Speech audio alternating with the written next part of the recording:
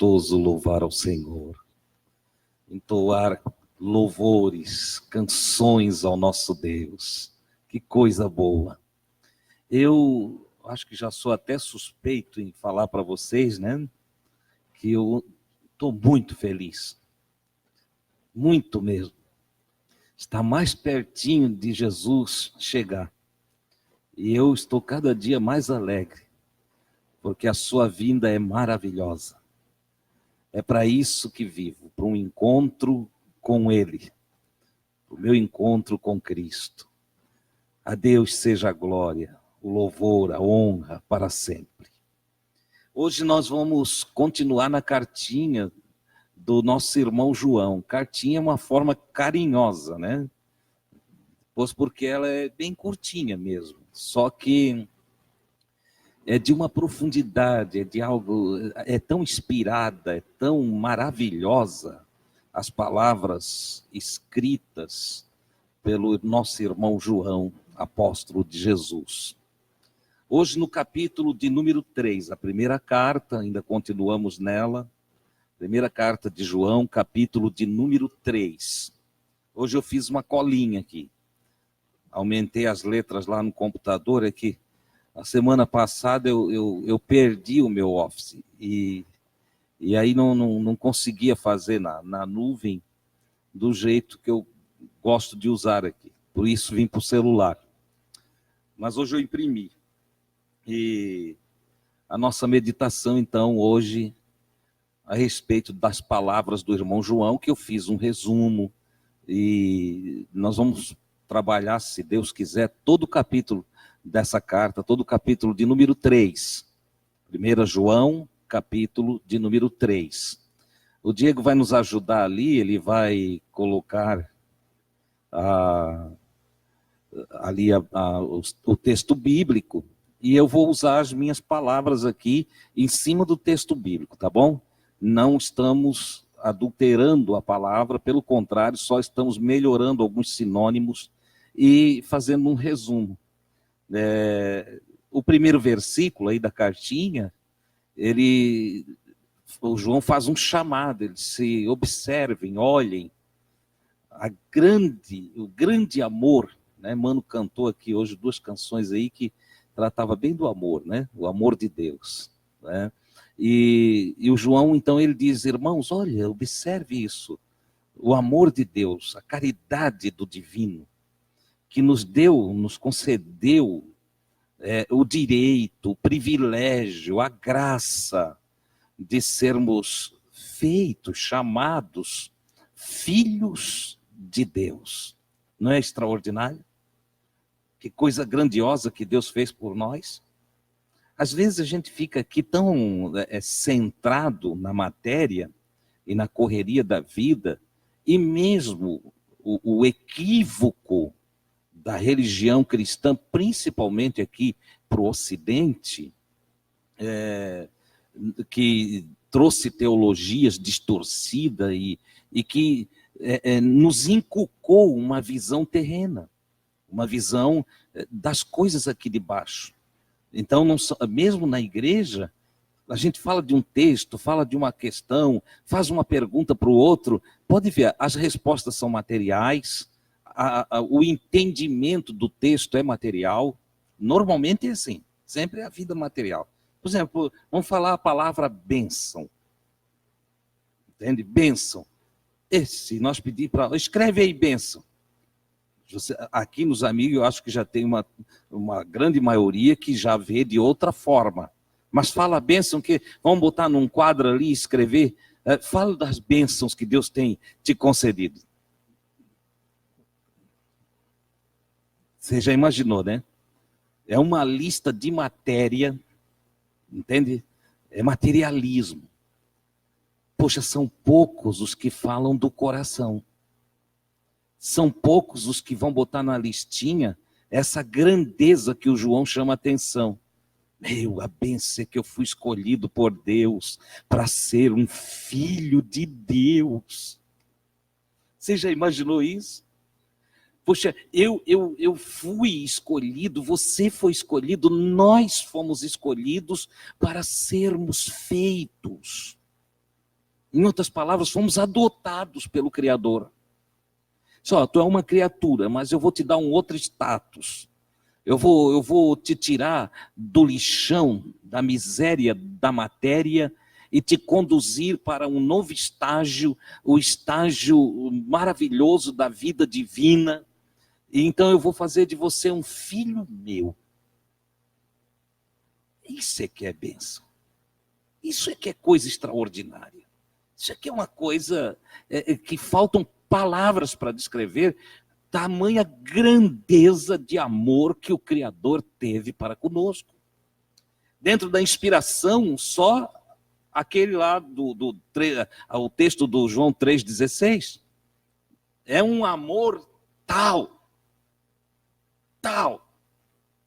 É uma palavrinha pequena para descrever o incalculável, o imensurável. Né? Na expressão do Paulo, é um amor que não se pode medir a largura, nem a profundidade, tampouco a altura.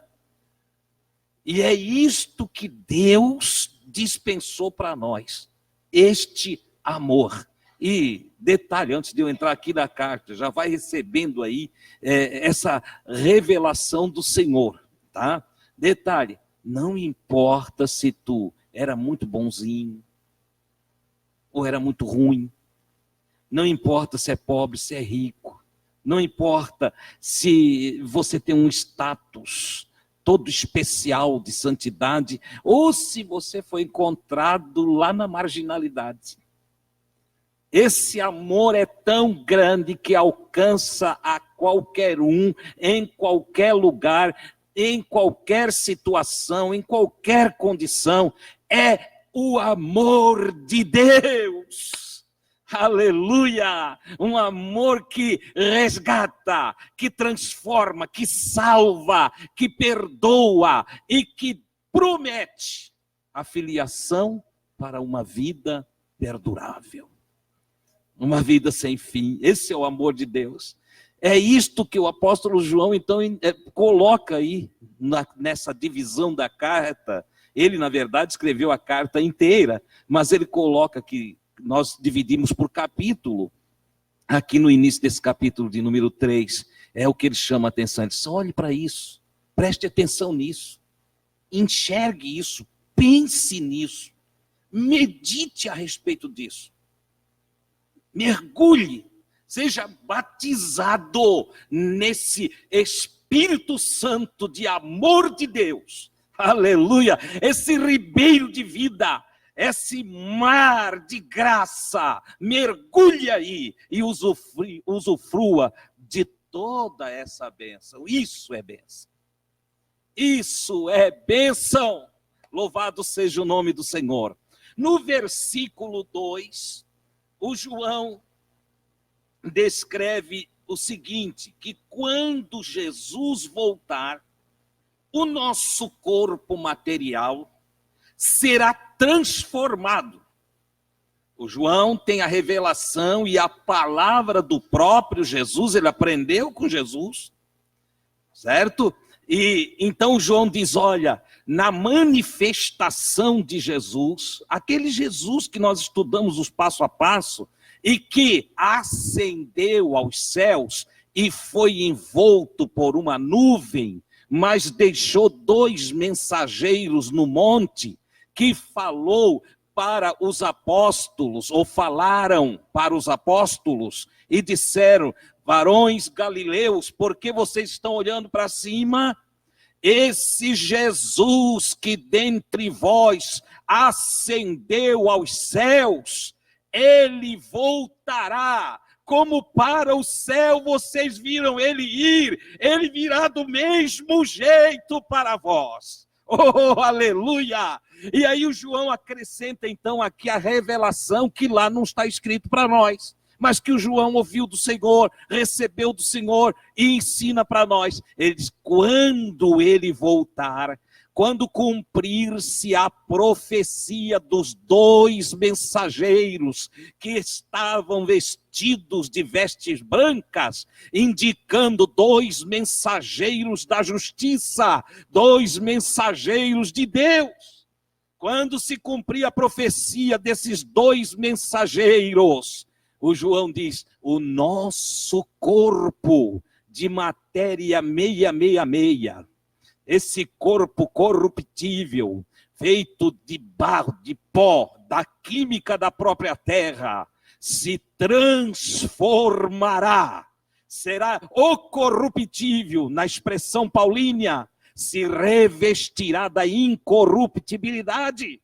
Oh, aleluia! Nós haver uma mutação, uma transformação. Alguém pode perguntar, mas como? Pelo poder do Criador, pela palavra daquele que disse, haja e ouve.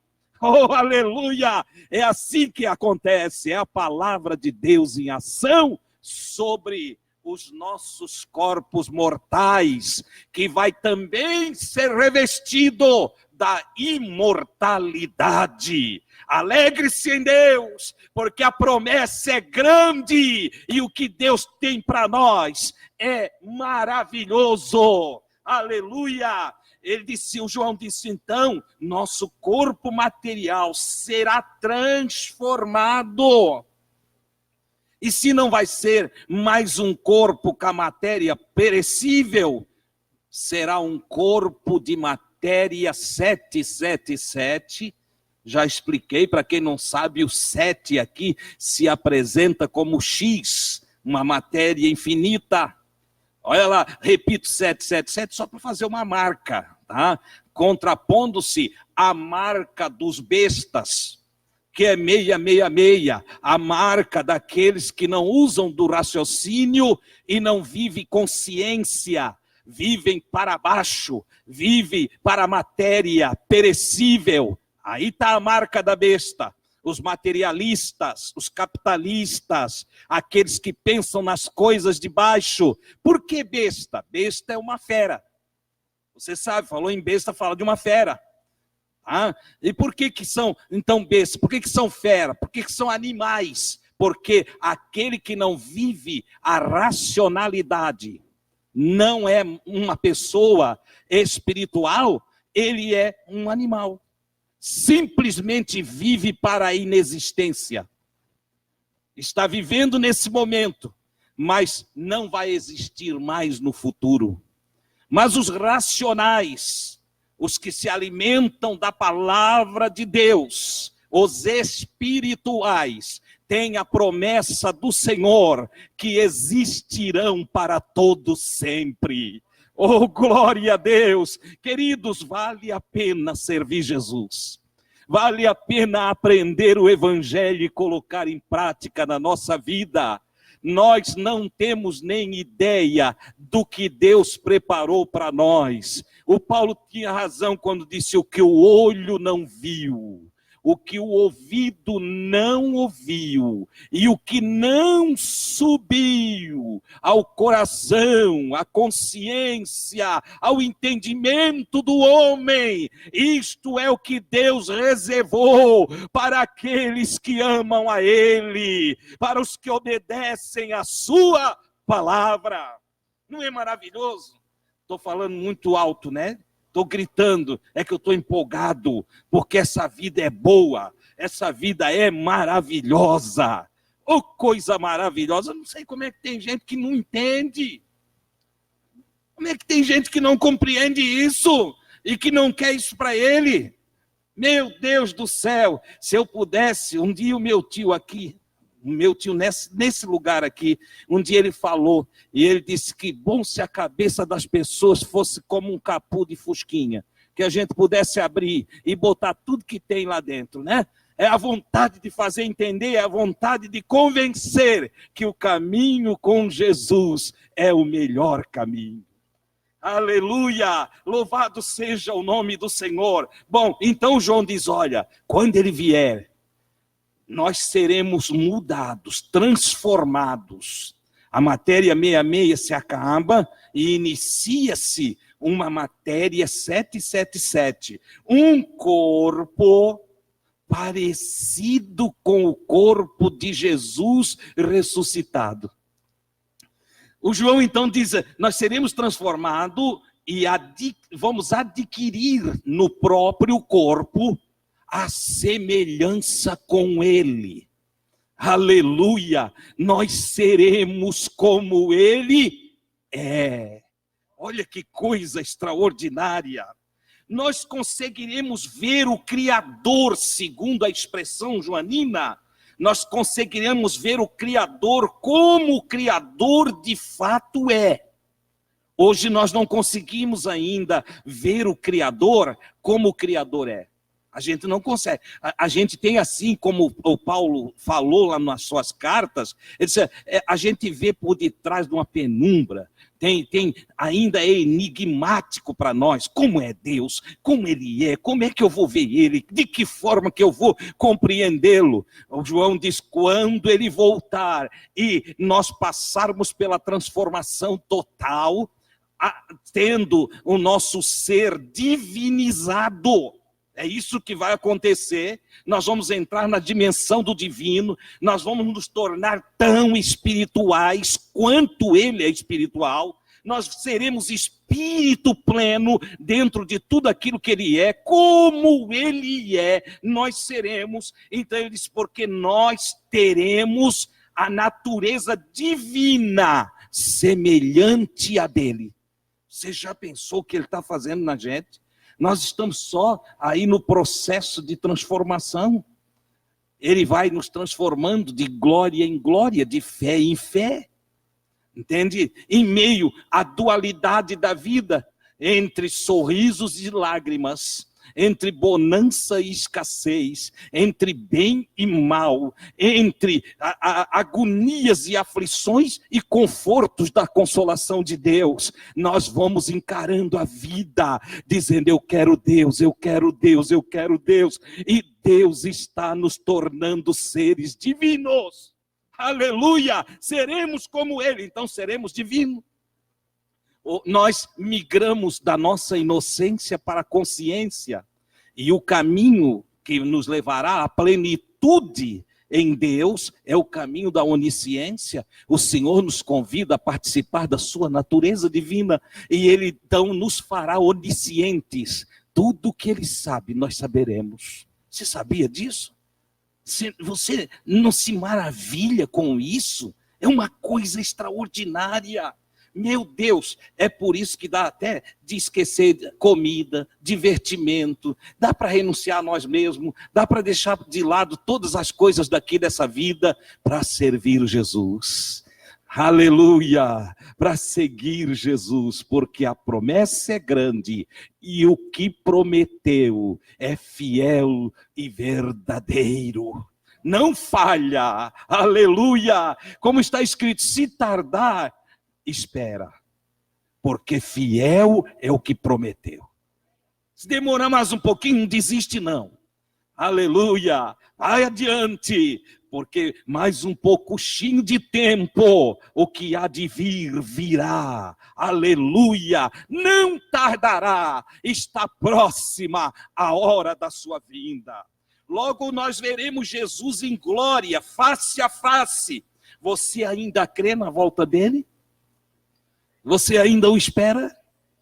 Oh, glória a Deus! O João diz assim, então busque uma vida pura, uma vida justa, uma vida correta, uma vida honesta, uma vida sossegada. Então busque uma vida de gratidão, de quietude interior, de sossego. Se você crê que Jesus vai voltar e crê nas profecias das Escrituras que está próximo o tempo, então dedique-se mais ao Senhor. Busque mais ao Senhor, purifique-se a si mesmo, receba evangelho em ti, receba a mensagem para ti, faz do evangelho o teu alimento, aleluia, a tua lâmpada, a tua bússola, a tua energia, a tua força, porque então o rei virá e o teu cálice estará transbordando, pronto para encontrá-lo sem medo, sem receio. Aleluia! Purifique-se a si mesmo. Louvado seja o nome do Senhor. Versículo de número 4 diz assim: todo erro é desobediência. Você vai ler ali todo pecado. Pecado é erro. A palavra pecado quer dizer errar o alvo. Então, todo erro é desobediência. É contra a ordenança, contra os princípios e ensinos do Criador. Quando é que estou errado? Eu estou errado quando eu não dou atenção às palavras de Deus, do Criador. Eu erro. O meu grande equívoco na vida é quando Deus diz para eu ir e eu não vou. Quando Deus diz para não ir e eu vou. Aí aparece o grande erro da humanidade, que nós aprendemos aí dentro do conceito e da linguagem evangélica, pecado. Pecado, dentro da condição religiosa, pecado. Mas é interessante, porque quando se trata de pecado no cunho religioso, nós só vemos coisas grandes, coisas que chamam a atenção, mas quando nós vamos à origem da palavra pecado e entendemos que pecado é errar o alvo, nós começamos a perceber o quanto a gente erra no dia a dia. O quanto a gente deixa de observar pequenos ensinos, pequenos no sentido, ensinos curtinhos de Jesus, provérbios de Jesus, doutrina simples de se cumprir, que às vezes a gente não leva a sério. O sim que deve ser sim, o não que deve ser não, ou seja, a palavra que não deve ser mudada, o compromisso assumido que não deve ser negligenciado, em todas as áreas da vida, desde lá de casa, no casamento.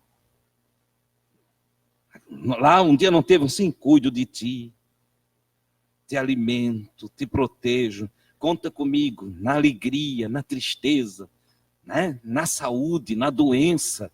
E de repente, quando a coisa fica feinha por lá, já tem o sim que vira não. Ah não, irmão, eu estou orando porque sou obrigado a deixar ela. Mas por quê? Por que você quer deixar a sua esposa? Ah, é que ela está muito doentinha, irmão. Ficou tão feinha que eu não consigo mais ficar cuidando dela. Você é anticristo. Você é a besta. Honre a sua palavra. Honre o seu compromisso. Não cometa adultério, porque os adúlteros não herdam o reino de Deus. Você está entendendo? O irmão é lá, trabalhador, sustenta a casa, faz de tudo pela esposa, pelos filhos. E um dia dá lá a vida tem dessas coisas. Na dualidade da vida, um dia a saúde vai embora e entra a enfermidade. O coitadinho de Finha fica lá em cima de uma cama. E ela diz, irmão, eu não gosto mais dele. Estou cansada de cuidar dele. Eu acho que eu tenho direito de ser feliz também. Você é anticristo. Você não conhece a Deus. Você precisa arrepender-se e buscar a Deus. Pois você tem um sim. Você tem uma promessa. Honre o seu compromisso. Você entende aqui? Todo erro é desobediência aos princípios do Criador, aos ensinos do Criador. Por quê? Porque para viver errado, a pessoa tem que viver desconectada de Deus. O João aprofunda o assunto, ele vai muito fundo aqui. Viver desconectado do Criador é viver desligado dele. É ter pensamentos que não são mais conexos com os pensamentos do Senhor. É deixar a energia poderosa que pode fazer-me íntegro, santo, inculpável. Desconectar-se de Deus é perder a oportunidade de ser uma pessoa melhor. É perder a oportunidade de ser corrigido, de ser ajudado, de ser perdoado. Não dar ouvidos às palavras de Deus é não querer vida. É não entender que sem Deus não somos nada. Jesus foi o único ser humano no qual não havia erros. Não houve erros nele. Não se achou erro nem na sua boca. O versículo 5 deixa bem claro: nele não há erro, não há pecado. Em Jesus não há erro. O versículo 6 diz: quem permanece nele, quem veio para ele, agora tá, eu vim para ele, agora eu sou de Deus, e eu permaneço em Jesus, eu vivo em Jesus, então eu não peco. E agora? Quem permanece nele não continua errando, não peca. O que permanece nele não vive na prática do erro. É impossível de você dizer: eu tenho Jesus, mas eu vou ali errar. Não dá. Quem tem Jesus de verdade não consegue fazer isso. Eu tenho Jesus, mas eu vou ali mentir para minha esposa. Quem tem Jesus não consegue fazer isso. Não consegue. O João está dizendo que não dá. Quem tem Jesus tem uma consciência tão iluminada que quando tropeça,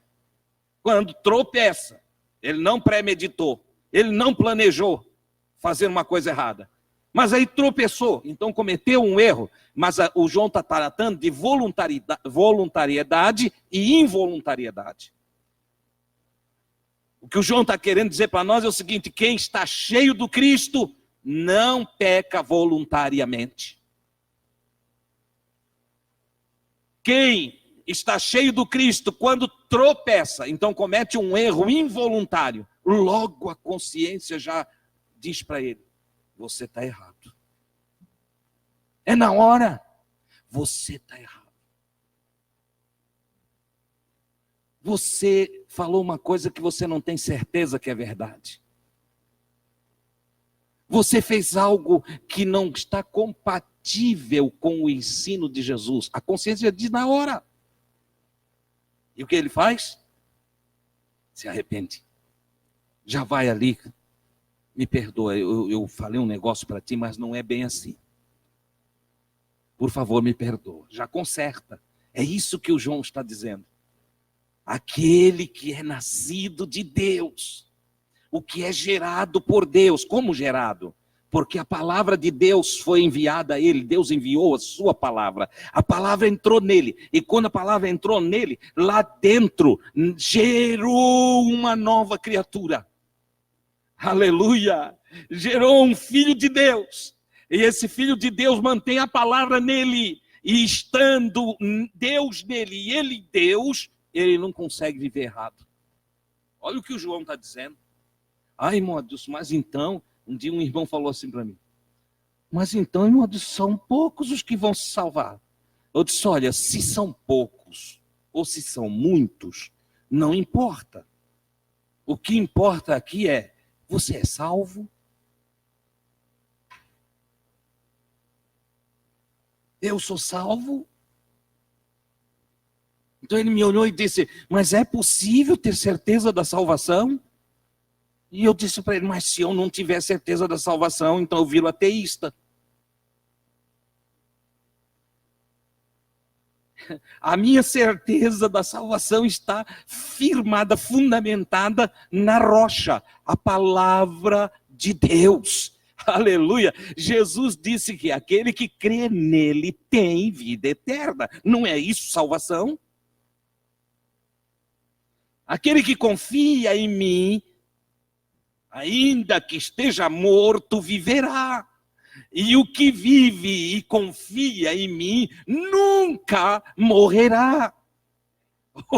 O que ele está dizendo? É salvo. Aleluia! Porque Deus amou o mundo de tal maneira que enviou seu Filho ao mundo para que todo aquele que nele confiar não pereça, não seja exterminado, não vá para o lixão. Vocês chamam de inferno. Não vá para o lixão, é o lixão o inferno. Não vá para a aniquilação, o lago de fogo. Não! Mas para que todo aquele que nele confia tenha vida perdurável. Não é extraordinário? Oh, meu Deus! Então João diz, quem se apossa dessas promessas não anda errado. A pessoa convicta da vida com Jesus faz as coisas certas. Ah, irmão, mas e o inimigo? Que inimigo?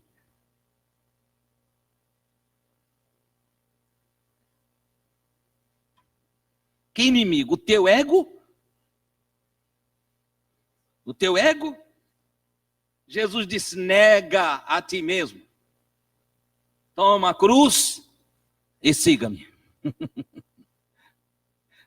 O único inimigo aqui que pode nos impedir de herdar a vida perdurável é o nosso ego. Se eu não negar a mim mesmo, então eu começo a fazer as coisas contra a vontade de Deus. Não tem diabo maior do que eu mesmo. Você entendeu? Resistindo à palavra de Deus. O que é Satã? Não é opositor? Quando Deus diz ama, e eu digo eu não consigo amar. Eu estou resistindo e estou sendo opositor de Deus. Deus diz, perdoa. E alguém diz, mas eu não consigo perdoar. Eu não consigo. Não, você não quer. Porque você está se opondo à palavra de Deus. É diferente. Agora, se você diz, eu quero obedecer a Deus, e Deus diz, perdoa o teu irmão. E tu diz, olha, eu perdoo tudo mesmo. Mas, rapaz, tu vai perdoar? Vou, perdoo, está perdoado. Eu gosto da palavra perdoar, ela vem de per si, ou doar de si. Eu tenho direitos, mas eu não reivindico os meus direitos. Eu abro mão dos meus direitos. Isso é perdoar. Deus fez isto conosco. Ele fez conosco. Deus tem o direito de nos aniquilar. Mas ele enviou o seu filho e em sua graça nos anunciou o evangelho e disse, olha, eu te perdoo. Qual a exigência, Senhor? Nenhuma. Nenhuma. Até porque Jesus mesmo na sua evangelização disse, o que dará o homem em resgate por sua alma? Quanto que ele vai pagar para resgatar a sua alma, salvar a sua alma? Entende? Uma alma vale mais do que todo mundo. Olha que coisa extraordinária. Então Deus diz, como o homem não pode pagar o seu próprio resgate, eu, o Criador, vou encarnar, vou descer lá, e vou me oferecer na pessoa de um filho.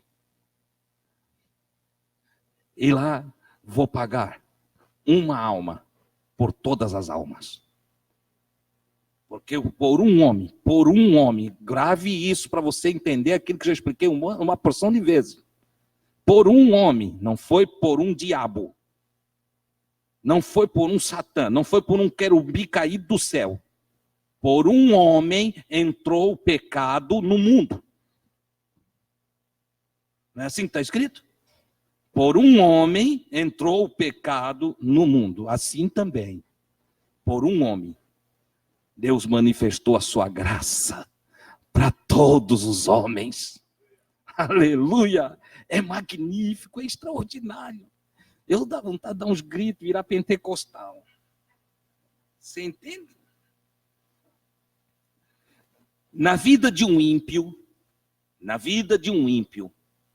o erro, o pecado, é uma prática. Ele não se importa com o que faz. O ímpio, ele não tem piedade. E ele não se arrepende do que faz. É fácil você ouvir os ímpios e eles se gabam, se orgulham, né? Da sua impiedade. Ah, peguei o fulano, olha, quebrei a cara dele. Ele está lá contando como um pavão, entendeu? Está lá se orgulhando do que fez. Ah, abandonei a minha esposa, estou com outra aí, mas já estou de olho noutra. É linguagem do ímpio. Ele não tem compaixão. Ele não tem amor. Ele não tem temor. Ele está em treva. A sua consciência não o acusa mais, porque ele mergulhou nas trevas, está batizado. Batismo é mergulho. Está mergulhado nas trevas. Mas nós fomos chamados das trevas para a maravilhosa luz de Deus. Então não dá para nós viver como ímpio. Quem tem de Deus de verdade não consegue nem usar a linguagem dos ímpios.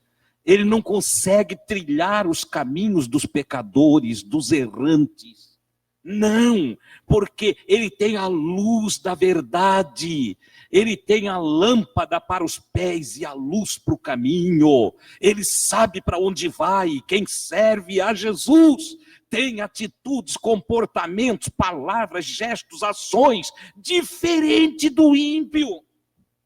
Por isso João diz que os nascidos de Deus não vivem errando, porque eles não planejam erro. Quem está cheio de Jesus, cheio do Espírito Santo, planeja o quê? Planeja ser melhor, planeja ser mais equilibrado, planeja frutificar mais, planeja ser mais caridoso, planeja fazer muito mais bem na terra, planeja ser uma luz, não é assim? Oh Deus, faz de mim o teu querer. Essa é a visão do justo, a visão do que serve a Deus.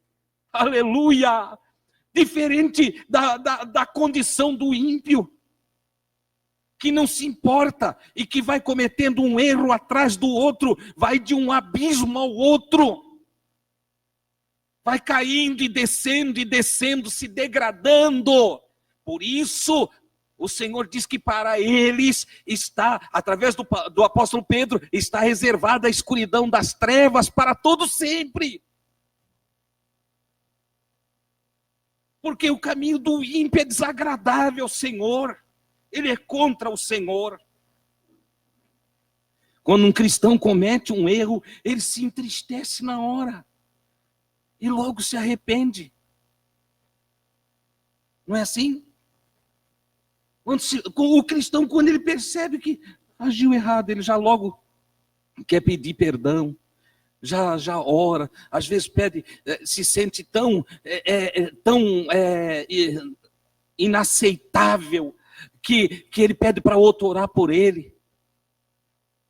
Inclusive na terapia da psicologia apostólica, o irmão Tiago, homem de profundo conhecimento, ele diz: confessai vossas culpas uns aos outros e oreis uns pelos outros, orai, né? Uns pelos outros, para que sareis, para que vocês fiquem saudáveis, para que vocês recebam shalom, aleluia, para que tenham saúde, para que tenham sucesso, para que estejam bem por dentro, para que estejam alegres, felizes, fortes, para encontrar com o Senhor que está voltando. Aleluia! Louvado seja o nome do Senhor. Essa é a mensagem apostólica. Que coisa maravilhosa. Então, nós precisamos entender isso. Somos diferentes dos ímpios, por isso não andamos errados. Aqueles que têm Jesus. No versículo 8, o irmão João diz: quem vive errado, pecando, ele é do mal. Olha aqui, você vai ler aí na sua tradução, do maligno, ou vai ler do diabo. Entendeu? Mas diabo é diabolos, dia de bolos, dia de rolos, dia de embolar, ou na tradução latina, promotor público, acusador, adversário. Entendeu? Olha só que coisa interessante. É uma palavra para descrever o mal. Sempre que nós achamos aqui na Bíblia a palavra diabolos, ela vai ser antagônica à palavra Deus. E sempre que nós lermos Deus, nós vamos ler bem, o bem. Tá? E sempre que ler diabolos, você vai ler o mal, não um personagem. É adjetivo para ações. Assim como Paulo usa um artigo no seu escrito para definir o pecado, como se ele fosse um personagem também. Ele disse, e o pecado não dominará vocês, não terá domínio, não será senhor da vida de vocês. Não será. Mas o pecado não é um homem. É uma ação. Assim também a palavra diabo, ela só vem para descrever o mal ao qual o indivíduo se entrega e vive. Você entendeu? Por isso eu mudei aqui e estou trazendo já literalmente a tradução e colocando para você: quem vive errado é do mal, pois todo erro, desde o Gênesis, você vai ler ali desde o princípio. O que é princípio? Gênesis. Pois todo erro, desde o Gênesis, no jardim do Éden, vem da escolha do homem pelo mal. No Éden, o homem estava alegrezinho, na inocência, até o dia que ele resolve migrar para a consciência. E quando ele vai migrar para a consciência, um dos seus primeiros atos é desobedecer o Criador. Aí surge o mal. O mal está aí. Entendeu? O mal é o homem dar seguimento à sua imaginação. O mal, ele surge a partir do momento em que o homem, num egocentrismo sem tamanho, resolve dizer para si mesmo, não dizer, mas fazer uma escolha que na própria escolha está inferido a ideia. Fazer o que Deus disse não vai acontecer como Deus disse, eu duvido de Deus. Vou seguir o meu caminho, não vou obedecer não. E aí surgiu o mal na terra. Aqui está o princípio do mal na terra. De novo, quero que você perceba que nas Escrituras não tem nenhum personagem caído do céu atiçando o homem a fazer o mal. Não, é uma escolha individualizada do próprio homem. Você está conseguindo entender o que eu estou falando? Estou desteologizando. Estou tirando a teologia sistemática que você aprendeu faz tempo e estou desmistificando para trazer a verdade para vocês. Mais na frente, nos ensinos dos apóstolos e de Jesus, vocês vão ver que isso está muito claro. Então, desmistifique a ideia que aprenderam, tirem a teologia sistemática do coração, da forma que ela veio, religiosamente, para pôr medo, que é uma teologia do medo. Os apóstolos nunca falaram e nunca ensinaram da forma que nós aprendemos, porque vem da Idade Média a ideia daquele bicho chifrudo, com pata de cavalo, um rabo comprido, vermelhão, né? Quando eu fico muito vermelho, eu estou igual a ele. Entendeu? Olha lá, para botar medo. Era o império do medo. O império religioso é o império do medo. Mas Jesus veio nos libertar de todos os medos, de todas as fobias, de todas as preocupações. Ele só disse: confia em mim, confia em mim. Entendeu? Olha só que coisa maravilhosa. Então ele diz: olha, quem vive errando, quem vive pecando, é uma pessoa do mal. Entendeu? Ela é ruim. Pois todo erro, desde o Gênesis, no jardim do Éden, vem da escolha do mal, pela a desobediência, resistência aos ensinos e princípios do Criador. Os erros nada mais são do que eu resistir aos ensinos de Deus. Deus diz não faz, eu faço. Deus diz faz, eu não faço. Exemplo. Deus diz ama o teu próximo como a ti mesmo. Aí eu não amo. Eu não amo o próximo como a mim mesmo, o que vai acontecer? Erros. Se eu não amar você como a mim mesmo, eu vou cometer vários erros contra você. Deus diz, não adore ídolos. Não tenha ídolos. Aí os crentes saem para assistir as novelas e começam. O Geniquim é meu ídolo. Entendeu? É, meu ídolo. O Neymar é meu ídolo. E vai botando aí, eu não sei o nome dele, não. Não sei nome de jogador, não sei nome, nada disso aí. Entendeu? Sei uns porque é tanta enxurrada de informação que chega na gente alguns nomes, né? Mas a grande verdade, você entende o que eu estou falando. Você compreendeu? E aí os ídolos dos homens, que o salmista diz, os ídolos dos homens são vãos. Não vale nada. Não tem valor nenhum. Entende? Fica só olhando para a comida na mesa e não compra, tu vê. Não morre? Fica igual aqueles cachorrinhos olhando naquela televisão de cachorro, com os frangos rodando lá, e ele não consegue comer nada daquele frango. Ele fica ali um dia, dois, tu passa uma semana depois, o bichinho está magrinho. A maioria das almas estão magras, porque elas estão vivendo de ilusão, de distração, de divertimentos que não alimentam a alma. Você está entendendo? Então, observe bem. A desobediência aos princípios do Criador faz com que a gente erre. Versículo 9. Aquele que é nascido de Deus, então, não vai viver na prática do erro. Isto acontece porque a vida do Criador foi enxertada nesse indivíduo.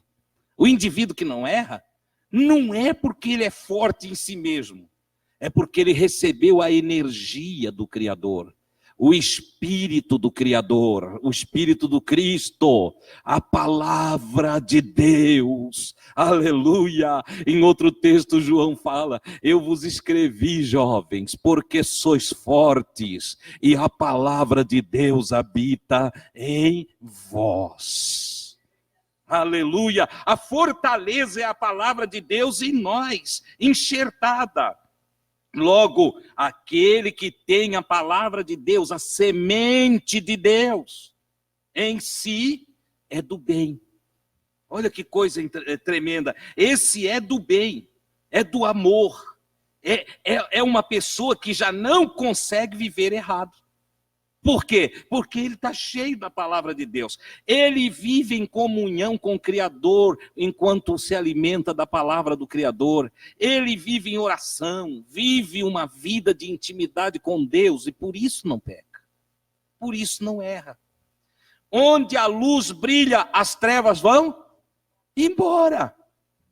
Eu me encho de luz, não tem treva em mim. Mas eu deixo a minha luz ir se apagando.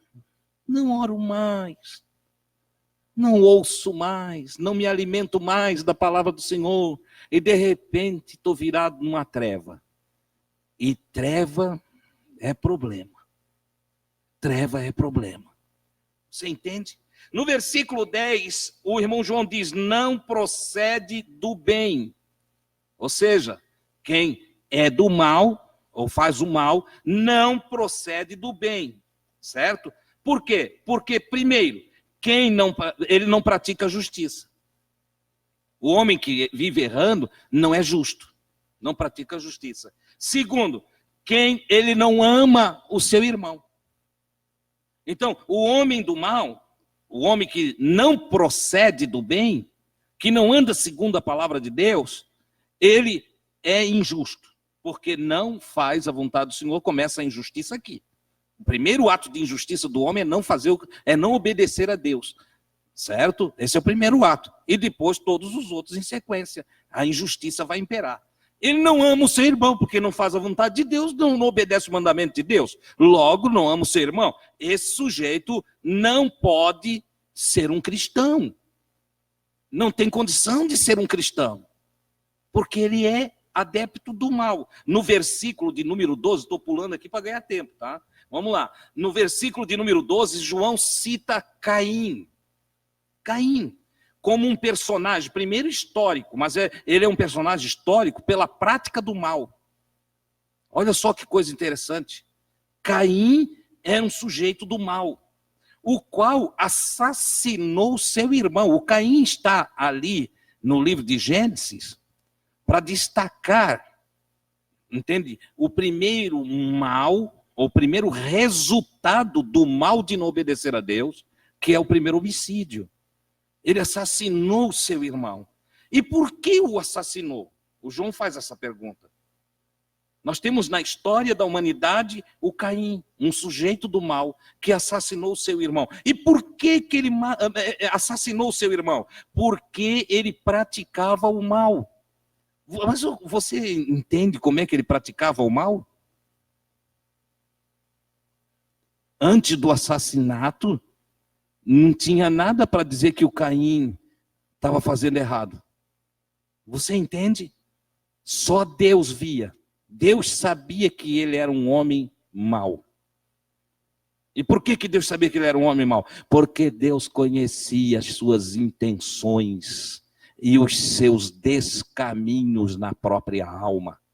Irmão, não pense que pensar coisa ruim não atrapalha o seu viver. Jesus, diferente da lei de Moisés, ou diferente do próprio Moisés, porque o Moisés estabelece limites externos para o povo.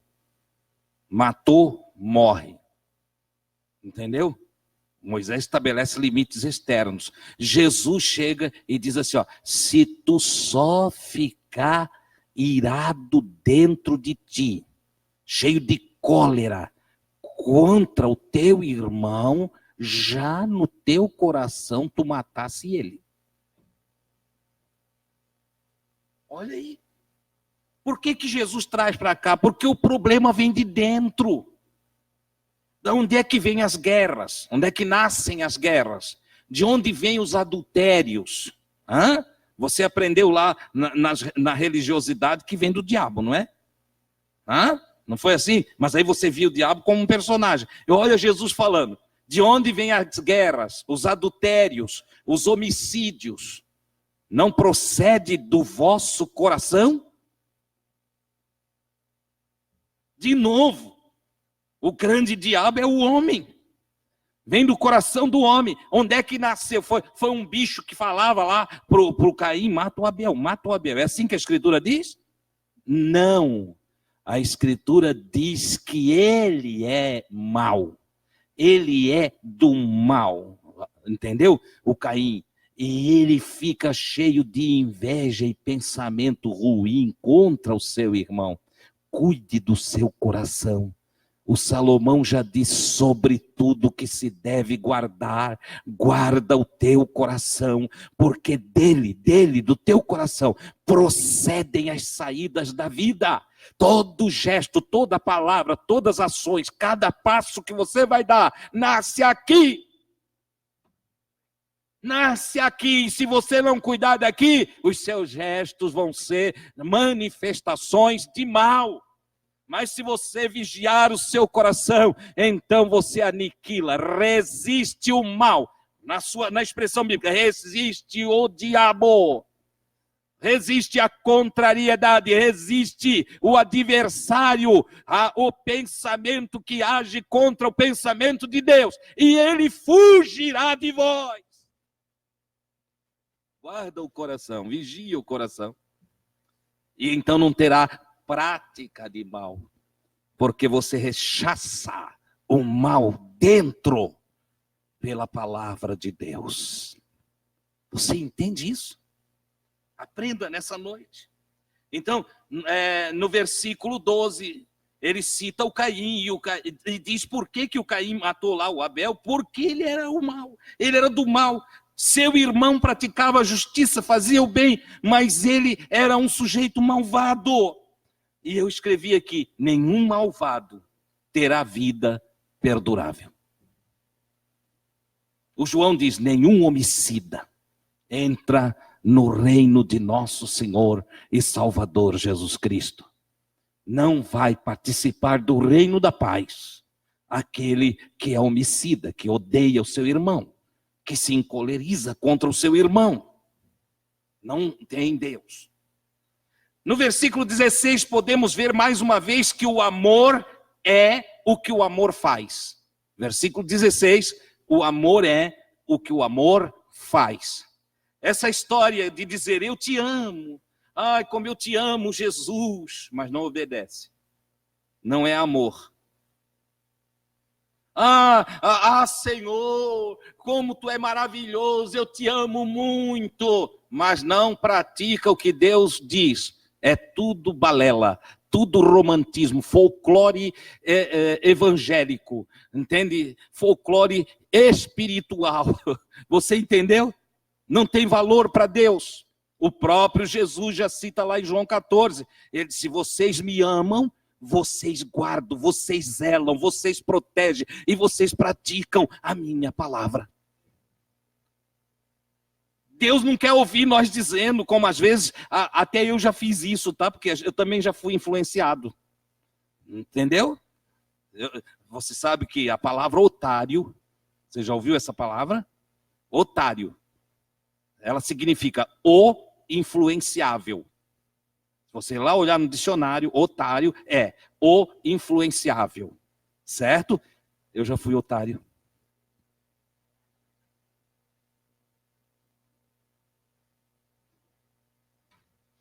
Levanta as mãos, olha para o céu e diz uma palavra para Jesus e diz como tu ama ele. Jesus não está nem aí para isso.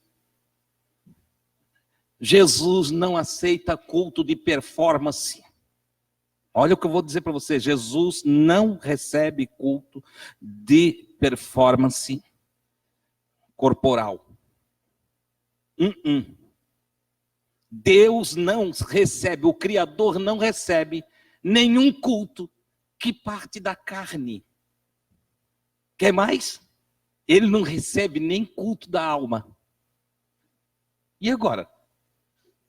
E agora? Jesus disse, Deus é espírito. Consciência plena. E os verdadeiros adoradores de Deus o adoram na alma. Não é na alma, é no espírito, na consciência adquirida. Só um ser consciente de toda a realidade de Deus pode prestar um culto que agrada a Deus. Você entendeu? Esse é o ser que cuida desde o amanhecer, quando ele acorda. Ele cuida de suas palavras, de suas ações, de seus gestos, de suas atitudes, de seu comportamento. Ele é consciente que carrega o nome do Senhor com ele. E como carrega o nome do Senhor, ele sabe que precisa ser santo, como santo é aquele que o chamou para a salvação. Você entende? É lá que começa. O culto vai durando. Nós estamos aqui essa noite e estamos cultuando, mas não porque viemos aqui. É a continuação do nosso culto desde o amanhecer. Você entendeu? Os verdadeiros adoradores adoram em espírito, no espírito e com verdade. Não tem fingimento, não tem faz de conta, não tem aparência, não é para o irmão ver, não tem uma palavra para agradar ninguém. É um processo consciente. Eu estou aqui, mas eu estou aqui porque eu te amo. Mas aí esse te amo é manifestado por atitudes e obras que fazem o dia a dia. Você entendeu? Cada palavra que sair daqui, se ela não corresponder à verdade no íntimo, Salmo de número 15 ou 24. Deus ama a verdade no íntimo. Essas aqui é para minha própria edificação. Mas as palavras que Deus ouve é aquela que está aqui. Quantas vezes o irmão está orando só para o outro escutar?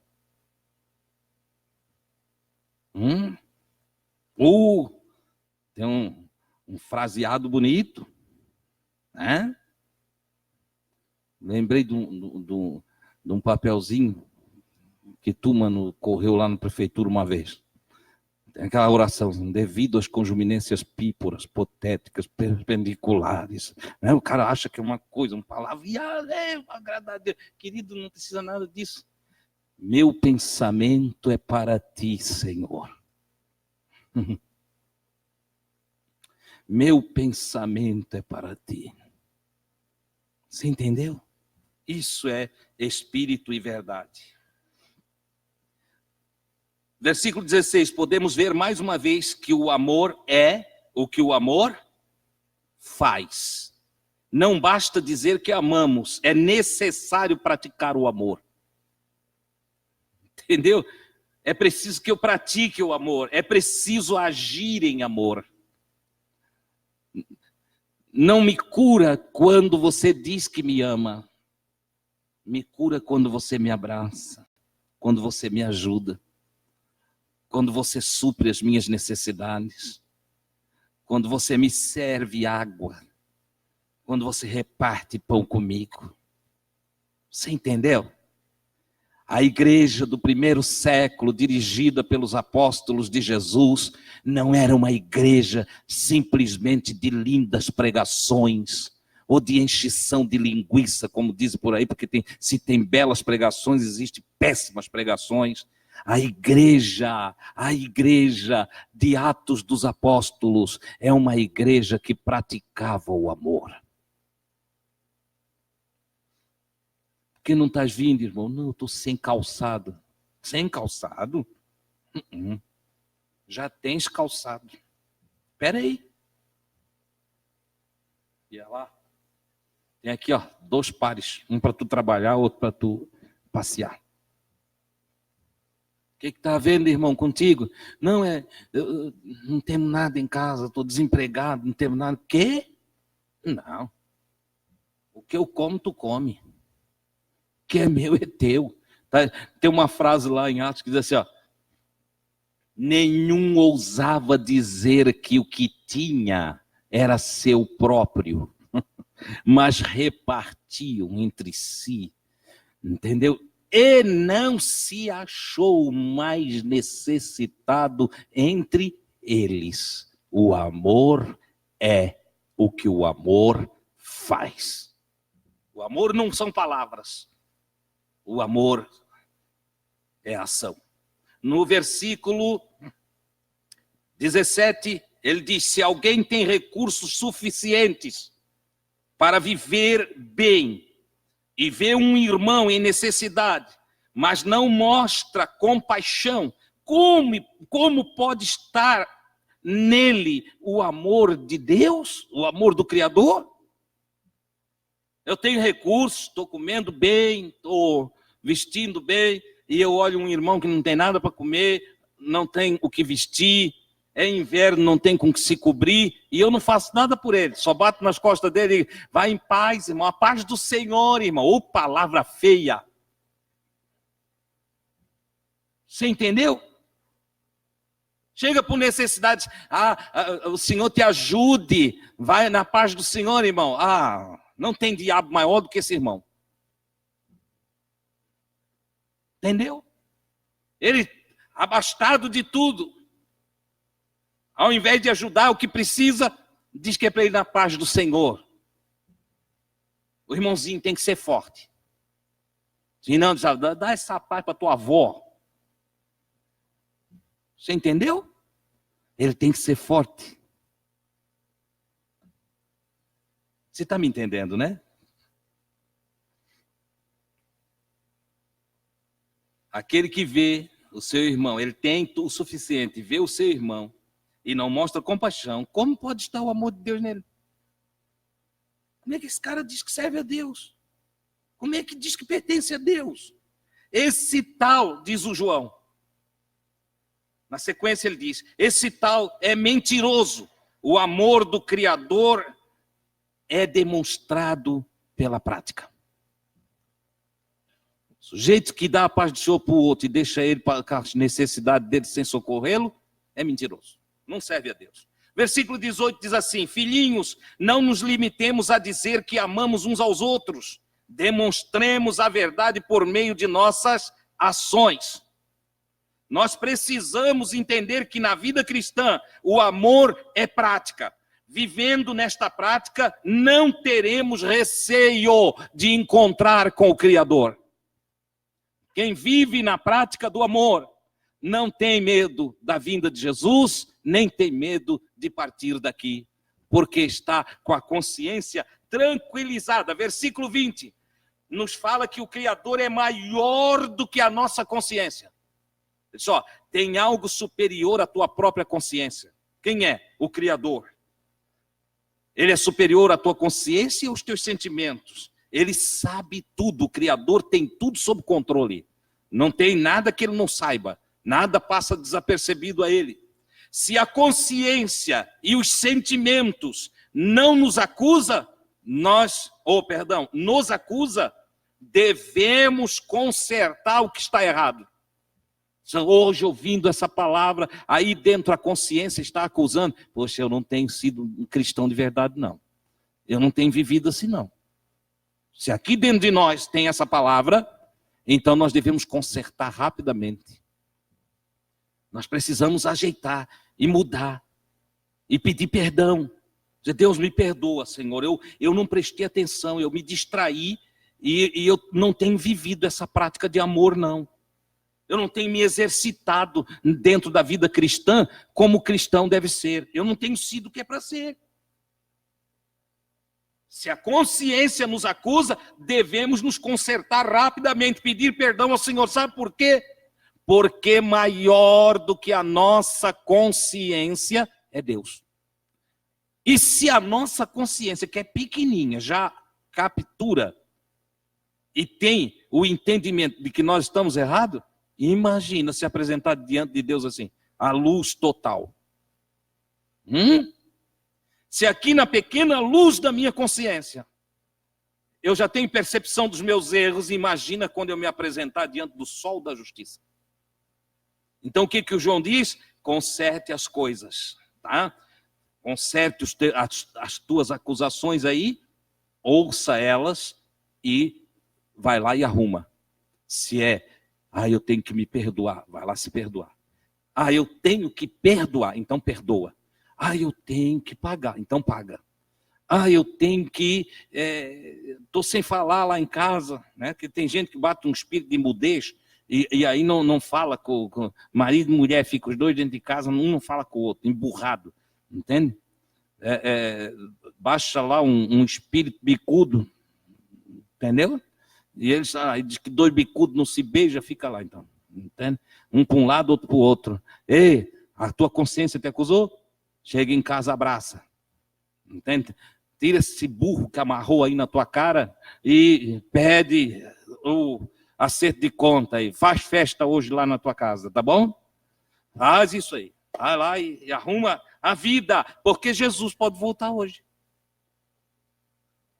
Antes do raiar do dia, antes do cantar do galo, o mestre pode voltar. E nós precisamos estar com tudo acertadinho.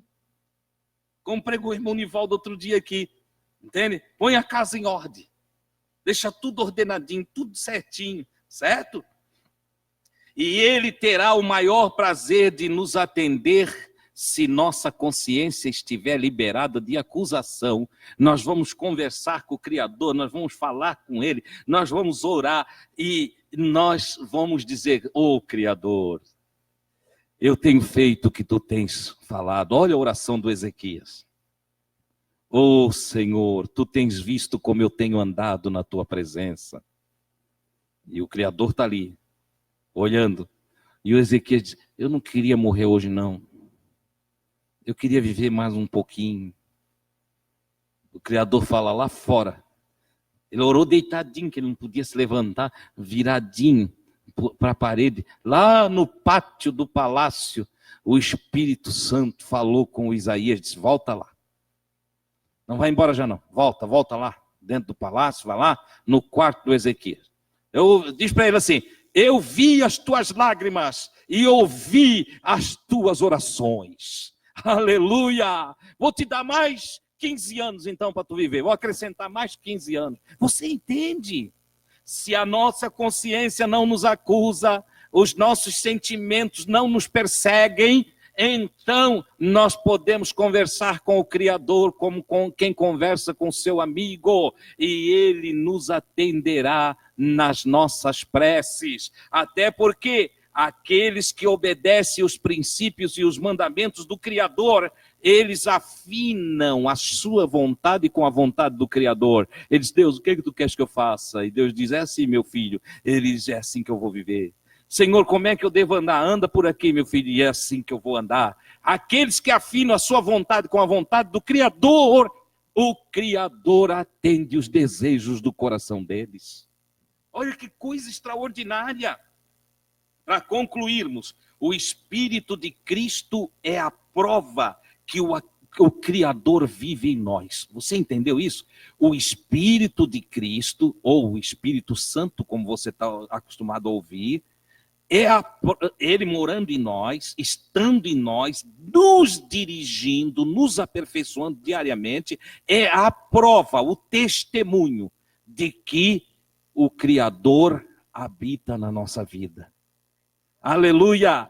Se tem um carimbo, um selo chamado selo dos bestas, você lê lá selo da besta, sinal da besta, existe também um carimbo e um selo para aqueles que são divinizados, para aqueles que estão com Deus na sua vida. Qual é o selo? É o selo, o penhor do Espírito Santo habitando em nós. Aleluia! O batismo no Espírito Santo, sabe o que é o batismo no Espírito Santo? O batismo no Espírito Santo, irmão, não é só falar línguas estranhas, não é rodopiar, sapatear e fazer um auê na igreja, não.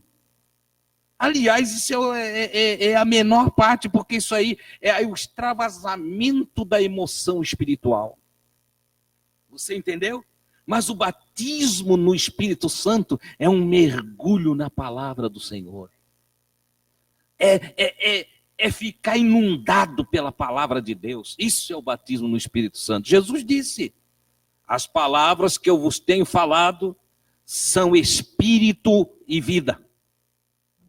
Mergulhe na palavra de Deus e você será mergulhado, batizado no Espírito Santo. E um dos efeitos de que nós estamos batizados no Espírito Santo é o impulso, a energia, a coragem para viver fielmente a palavra do Senhor. Esse negócio de ser batizado com o Espírito Santo, falar língua estranha e viver todo errado, tem nada de Espírito Santo aí. Entendeu? Como é que é batizado no Espírito Santo o sujeito que fala línguas, cura enfermos, faz maravilhas e não entra no reino de Deus? Ele foi batizado no Espírito Santo? Não. Jesus diz que nem conhece eles. E eles mesmo é que vão dizer, Senhor, no teu nome curamos os enfermos. Senhor, no teu nome profetizamos. Senhor, no teu nome expulsamos maus daimons. E o Senhor vai olhar e disse, não vos conheço. Não conheço vocês. Vem cá, deixa eu ver o sinal que tu tem aí. Teu sinal é da besta. Teu sinal é da besta. Apartai-vos de mim, malditos que praticais a iniquidade. Olha só. Mas aí vai chegar aquele outro que não curou ninguém, não profetizou para ninguém. Não que seja errado, tem os que curaram também. Entendeu? Mas que ajudaram o pobre, que repartiram a comidinha de casa com o necessitado, que deram, tinha 3 camisas, foi lá, pegou a mais novinha e deu para o irmão que não tinha nenhuma. Olha só, vestiu ele.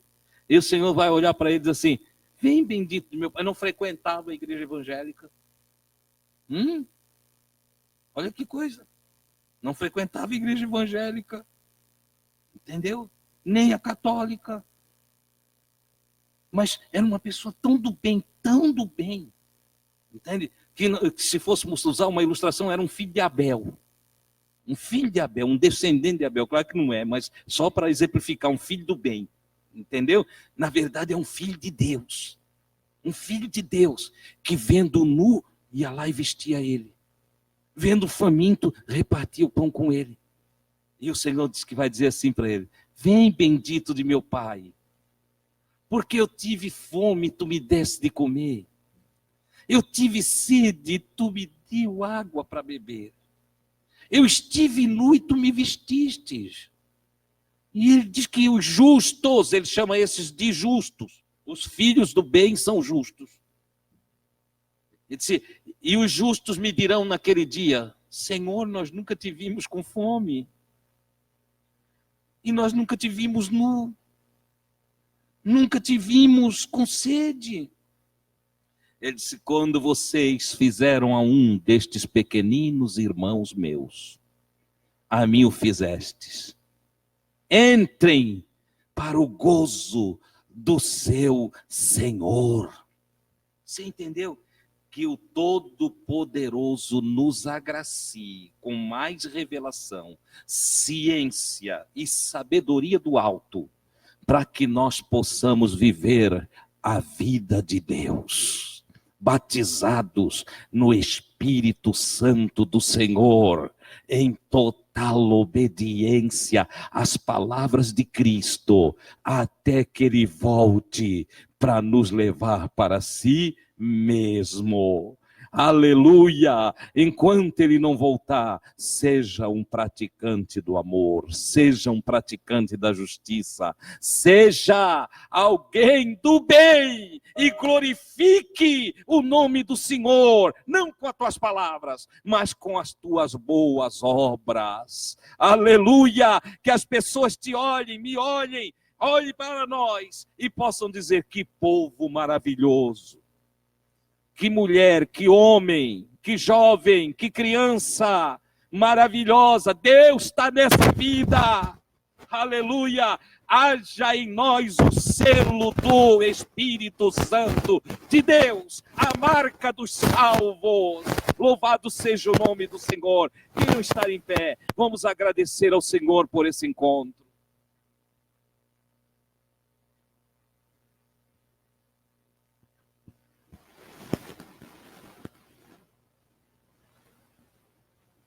Nesta oração, nós vamos orar também por Maria Francisca. Precisa de saúde emocional. Precisa de sossego, de paz interior. Nós vamos pedir a Deus que ajude a Maria. Ela está nos assistindo através do Facebook e mandou pedir oração. Vamos orar por outros que você saiba, conheça. E apresente também outras pessoas conhecidas suas diante do Senhor. Fale o nome delas na oração. Agradeça ao Senhor pela sua palavra. Eu vou agradecer aqui. Eu estou alimentado com a palavra de Deus. O Senhor é maravilhoso. E ao sair daqui, saia para viver o que você tem aprendido. Pai do céu, louvado sejas para todo sempre. Eu te agradeço, Senhor, pela luz que a tua palavra nos traz, pelo conhecimento que tu traz a nós, Senhor, a ciência espiritual, nos ensinando, nos admoestando, nos exortando no caminho em que devemos andar, sem dele nos desviarmos nem para a direita, nem para a esquerda. Tu és maravilhosíssimo. Cada dia que tu falas e que as tuas palavras brotam, nos instruindo, e muitas vezes ela vem como uma corrente de água cristalina que nos purifica, nos lava, nos limpa. A tua palavra, a verdade, Senhor, que nos faz enxergar a nós mesmos, que nos aponta o caminho a ser seguido, que ilumina o caminho aonde vamos dar o próximo passo. e é lâmpada para toda a nossa vida, para todo o nosso viver. Eu te agradeço, porque através da tua sabedoria, nós somos dirigidos pela vida, nos altos e nos baixos, no muito e no nada, na alegria e na tristeza, nos tempos que estão reservados para o traçado da nossa existência, tempos bons e tempos ruins, nos tempos de amontoar e nos tempos de espalhar, nessa dualidade da vida, Senhor, em que nós, por tua sabedoria, somos conduzidos e crivados, testados na nossa fé. Porque é muito fácil, Senhor, na bonança, nós dizer que te amamos, mas perseverar no amor no tempo da escassez é para os que estão na força do teu Espírito. É muito simples, é fácil gritar aos quatro ventos quando com saúde estamos energizados, saudáveis na nossa psique e cheio de energia física, Senhor, dizer que tu és maravilhoso, que tu és bom, mas compreendo pela tua palavra que a tua expectativa não é nesse tempo, mas é no tempo das forças esgotadas, da psique incomodada, é nos dias da afronta, da perseguição, do cerco dos que nos odeiam. Aí, Senhor, é que na verdade vai aparecer o que somos. E eu te louvo porque a tua palavra nos prepara para que tenhamos energia e força para esses tempos. Por isso, eu te dou graças pela tua palavra nessa noite. Rogo por mim e por todos os meus irmãos e irmãs que estão aqui. Concede-nos a graça de ser lúcido o suficiente para praticarmos toda a verdade recebida, para nos conservarmos livres pela verdade, para nos conduzirmos em vias retas, justas, que glorifiquem ao teu nome, como teu Cristo nos ensinou. Que as nossas boas obras, na demonstração do amor em prática, possam glorificar o teu nome e os homens possam te bendizer, os que não te conhecem possam te encontrar pela nossa maneira de viver. Oh, aleluia! Que sejamos luz para que muitos outros te encontrem também. Querido Senhor, te agradeço por tudo. Agora oro pela Senhora Maria, ou essa pessoa chamada Maria Francisca, que revela e pede ajuda, que faz confissão, como ensinou Tiago, confissão de suas fraquezas, de sua necessidade. Ela comunica-se conosco, Senhor, quando sente necessidade de saúde emocional. Deve estar a tua filhinha, meu Pai, passando por um momento terrível dentro da sua psique.